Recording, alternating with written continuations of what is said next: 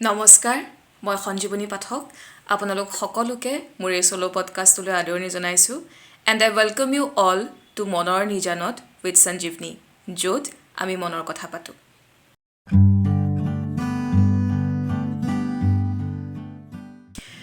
আজি মোৰ মা দেউতাৰ মেৰিজ এনিভাৰ্চাৰী। তেওঁলোকে আজি নিজৰ বৈবাহিক জীৱনৰ ২৭টা বছৰ সম্পূৰ্ণ কৰিলে। আৰু এই মোমেণ্টটো আমাৰ পৰিয়ালৰ সকলোৰে বাবে বৰ স্পেচিয়েল।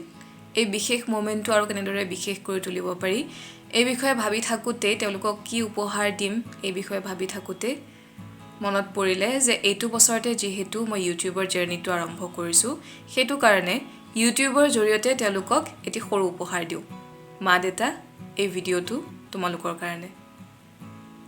যেতিয়াৰ পৰা অকণমান বুজা হ'লোঁ, ভালপোৱা মানে কি এই বিষয়ে যেতিয়াই ভাবোঁ, তোমালোকৰ সম্পৰ্কটোৰ কথা মনলৈ আহে। ভালপোৱাৰে যে মানুহক জিনিব পাৰি, গোটেই পৃথিৱীখনক যে নিজৰ কৰি ৰাখিব পাৰি, সামৰি ৰাখিব পাৰি, সেই কথাখিনি তোমালোকৰ ৰিলেশ্যনশ্বিপটোৱে মোক বুজাইছিল। তোমালোকে মোক বুজাইছিলা মানে কেতিয়াও এনেদৰে ফেচ টু ফেচ বুজোৱা নাই, কিন্তু তোমালোকৰ কামৰ মাজেৰে, তোমালোকৰ এজনে আনজনৰ প্ৰতি থকা বিশ্বাসখিনিৰ মাজেৰে, ভালপোৱাখিনিৰ মাজেৰে মই জানিছিলোঁ।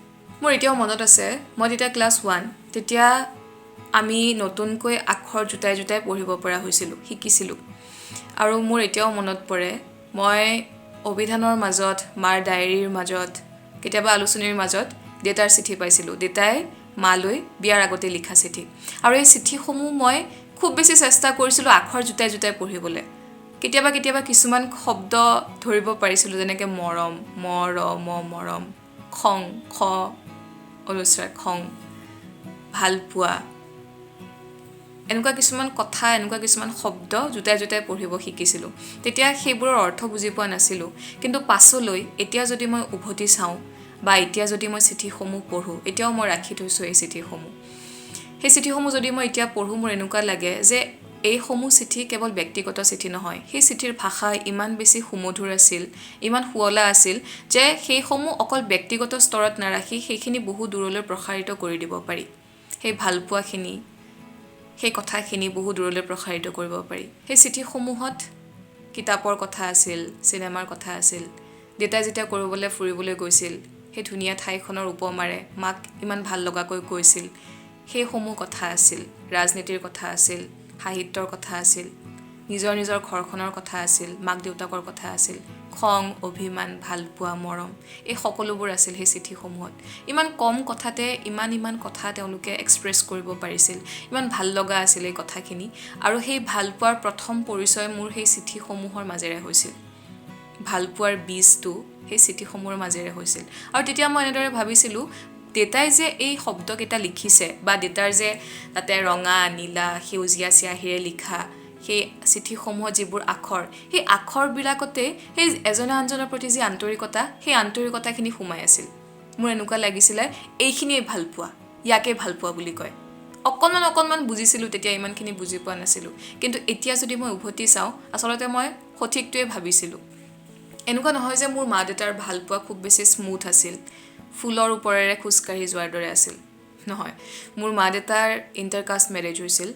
আৰু আপোনালোকে নিশ্চয় ধৰিব পাৰিছে যে আজিৰ পৰা ২৭ বছৰ আগত ইণ্টাৰকাষ্ট মেৰেজ এটা খুব ডাঙৰ ইছ্যু আছিল।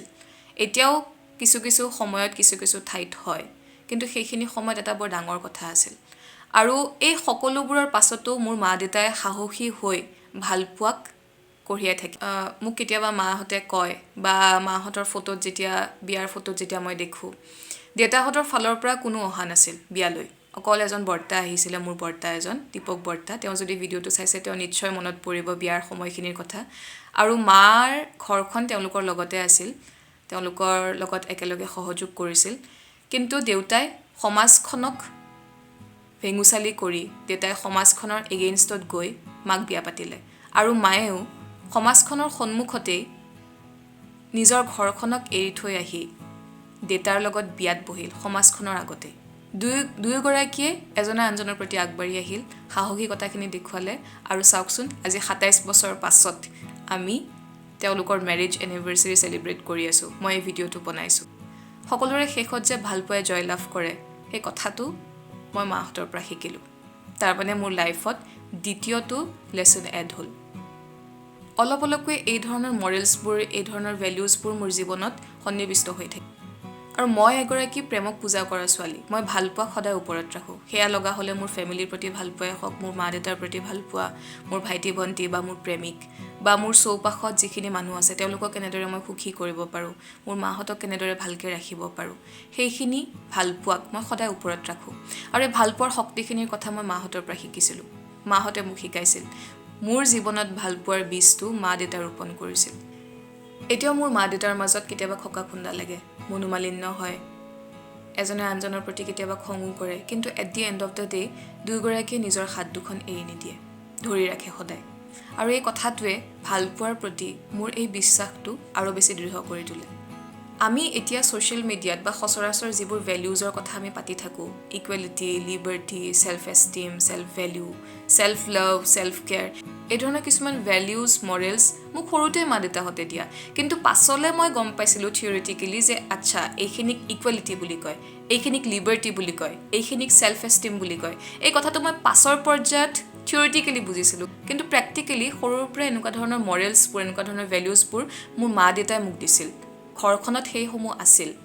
আৰু সেইটো কাৰণেই এতিয়া মোৰ সেইখিনি নতুনকৈ মোৰ জীৱনত সন্নিৱিষ্ট কৰিবলৈ মই ষ্ট্ৰাগল কৰিব লগা হোৱা নাই। সেইখিনি মোৰ তাত নেচাৰেলি আছিল, কাৰণ সৰুৰ পৰাই মোৰ মা দেউতাই সেইখিনি মোক শিকাইছিল, সেইখিনি মোক দিছিল।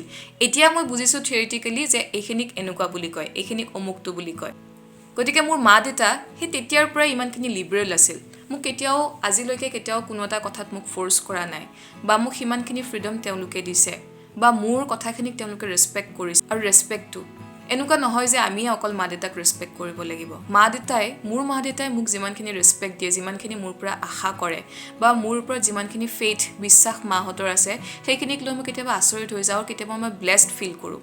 ব্লেছড ফিল কৰোঁ বুলি কোৱাৰ লগে লগে মোৰ মনত পৰিলে, মই হয়তো কেতিয়াবা কাৰোবাক কৈছোঁ, যদি কোনোবা ফ্ৰেণ্ডে মোৰ ভিডিঅ'টো চাই আছে, মোৰ ফ্ৰেণ্ডক বা মোৰ কলিগক বা মোৰ প্ৰেমিকক মই মাজে মাজে এই কথাটো কৈ থাকোঁ যে মোৰ জীৱনত আটাইতকৈ বেছি ডাঙৰ উপহাৰ মোৰ মা দেউতা।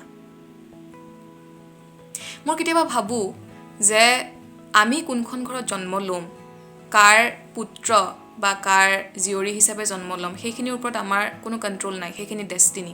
আৰু মই ভগৱানক সদায় থেংক ইউ কওঁ যে ইমান ধুনীয়া ডেষ্টিনি এটা মোৰ লাইফত যে তেওঁ লিখিলে।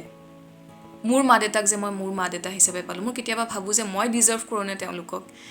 যিসকলে মোক একেবাৰে ওচৰৰ পৰা পাইছে তেওঁলোকে জানে মোৰ মা দেউতাৰ প্ৰভাৱ মোৰ জীৱনত কেনেকুৱা। মই খুব বেছি ব্লেছড ফিল কৰোঁ মোৰ মা দেউতাক মোৰ জীৱনত পাই। ইমানখিনি লিবাৰেল, ইমানখিনি ছাপৰ্টিভ। আৰু সকলোতকৈ ডাঙৰ কথা, যিগৰাকী সংবেদনশীল সঞ্জীৱনী এতিয়া আপোনালোকৰ সন্মুখত বহি আছে, বা মোৰ জীৱনত যিখিনি সংবেদনশীলতা মই পাইছোঁ মোৰ নিজৰ ভিতৰত, সেইখিনি মোৰ মা দেউতাৰ পৰা অহা। আৰু সেইটো কাৰণে থেংক ইউ ছ' মাছ মা দেউতা, যে ইমানখিনি হাই ভেলিউজ, ইমানখিনি ভাল লগা কথা, ইমানখিনি মূল্যবোধেৰে তোমালোকে মোক তুলি তুলি ডাঙৰ দীঘল কৰিছা। আৰু এতিয়া সেইটো কাৰণেই মই নিজকে পোন কৰি পৃথিৱীখনত চলিব পাৰোঁ। আৰু ভিডিঅ'টো বহুত বেছি দীঘলীয়া নকৰোঁ, আমি যিহেতু চেলিব্ৰেটো কৰিবলৈ আছে। শেষত পুনৰবাৰ বিবাহ বাৰ্ষিকীৰ বহুত বহুত শুভকামনা থাকিল। ভালে থাকা, স্বাস্থ্য দুটা বহুত বেছি ভালে থাকক, যাতে 50 বছৰীয়া 100 বছৰীয়া বিবাহ বাৰ্ষিকী আমি পাতি থাকিব পাৰোঁ। আৰু এনেদৰে এজনে আনজনৰ হাত দুখন কেতিয়াও নেৰিবা, সদায় এনেদৰে ধৰি থাকিবা। আৰু তোমালোকে নিজৰ ভালপোৱাৰ এই বাটটোত সদায় পোহৰ সিঁচি থাকা। And I am very proud of you, both of you. Thank you so much for being my parents. I love you.